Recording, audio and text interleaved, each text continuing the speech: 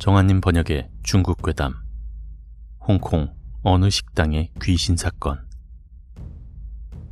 1998년 12월에 발생한 일로 국제 대도시 홍콩 신계북부에서 일어난 사건이다. 여기는 한 오래된 식당으로 조용기라고 하는 곳인데, 이곳은 평소 꼬치구이와 쌀국수 등의 간단한 음식을 팔고 있었다. 어느 날 종업원인 소르는 전화로 4인분의 음식 주문을 받게 되었다. 아, 희수 화원광장이요? 예예예. A동 B층 C오란 말씀이시죠? 알겠습니다. 예, 곧 가겠습니다. 종업원은 신속하게 그 주소를 기록한 후 배달할 준비를 했다. 그리곤 배달 음식을 들고 희수 화원광장에 도착했는데, 그곳은 매우 오래된 건물들이었고 안엔 꼭 미로와 같은 곳이어서 길을 헤매다가 시간을 조금 허비하게 되었다. 그렇게 겨우 주문한 집 문 앞에 도착하여 벨을 눌러보았지만 아무도 없었다. 몇 번을 눌러봐도 마찬가지로 문을 열어주는 사람이 있는 것 같지 않았다.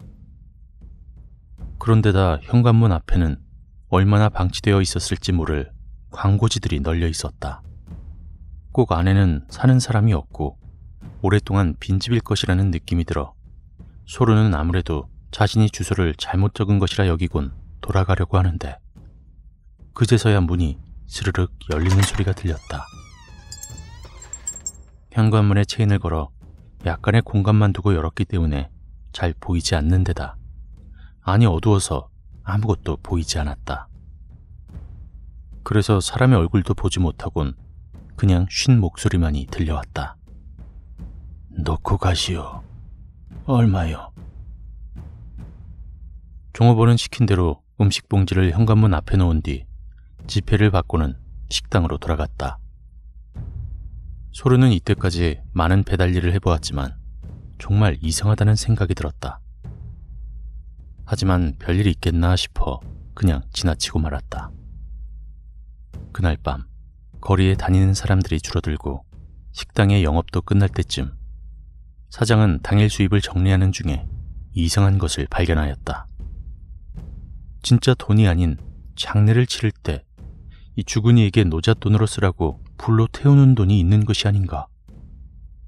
누가 이런 장난을 친 건지 그는 화를 냈다. 이거 어느 놈이 이런 장난을 친 거야? 또 이런 장난치면 알아서들 해! 어? 사장은 종업원 중 한 명이 그냥 장난으로, 아니면 급하게 쓸 돈이 생겨 바꿔치기 한 것이 아닐까 하는 생각이 들었다. 그런데 이런 일이 며칠 동안 연이어 일어났다. 그날도 사장은 너무나 화가 난 나머지 이제는 안 되겠다고 생각해 종업원들을 불러 범인을 찾아내려고 하는 찰나 소르가 사장에게 그 이야기를 했다. 아무래도 그것이 좀 수상합니다. 그래? 거기서 장난을 친단 말이지. 예, 거기 말곤 딴 곳에서 그럴 일이 없죠. 사장님이 한번 가보시는 게 어떨까요? 소르는 사장에게 직접 본인이 배달해 확인해보라는 의견을 제시했다. 좋아. 내일도 주문이 들어오면 내가 직접 가마. 아, 주소가 희수 화원광장 A동 B층 C오란 말이지? 예, 맞습니다, 사장님. 사장은 소르의 의견대로 따르기로 했다. 다음날 점심시간쯤에 어김없이 전화로 주문이 들어왔고 사장은 직접 그 주소로 찾아갔다.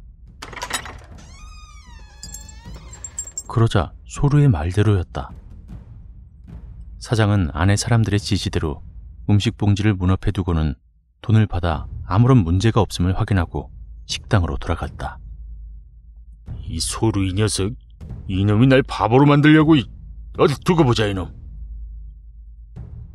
사장은 소르의 말이 거짓이라 여긴 뒤 그날 벌게 된 돈을 센 후 자신이 그 집에서 받아온 지폐만 따로 뺀 뒤 계산대 위에 올려놓곤 퇴근을 했다.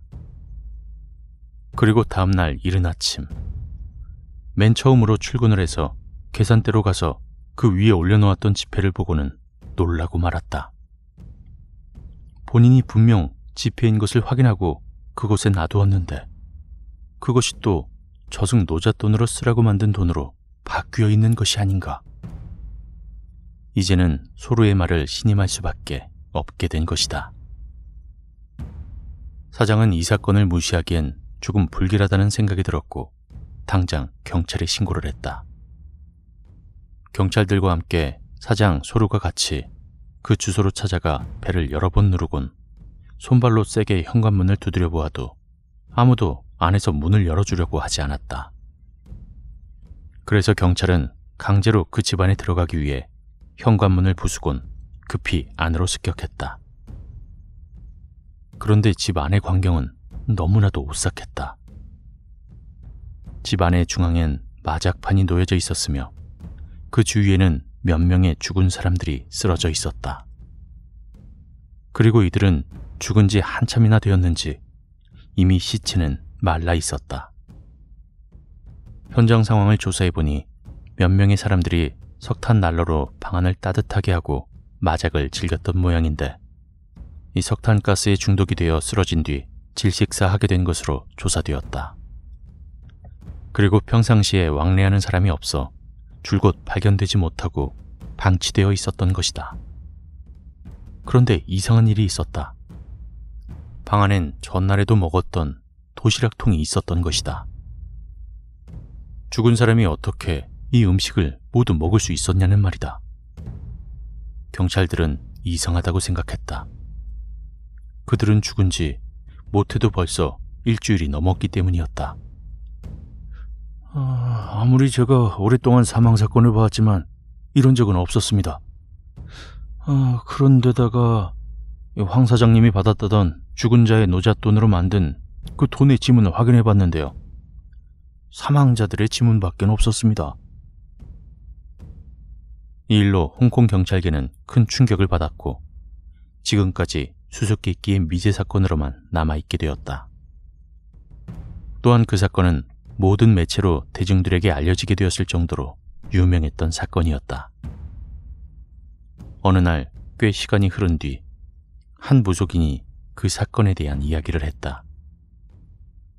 제 생각에는 아무래도 회수와온 그 아파트 단지는 아주 오래전에 지어진 곳인데다 늘 해를 보지 못하는 곳이라 음기가 가득한 곳이어서 그것이 그 사건과 관련이 있어 보입니다. 죽은 혼백이 자신의 육체에서 떠나지 못한 것이고 본인 스스로는 아직 죽은 것을 몰라 그냥 생전에 했던 것처럼 행동한 것이죠. 또 이웃들 말에 의하면 그들이 죽은 후에도 그 안에서는 마작을 하는 소리가 계속 들려왔다고 합니다.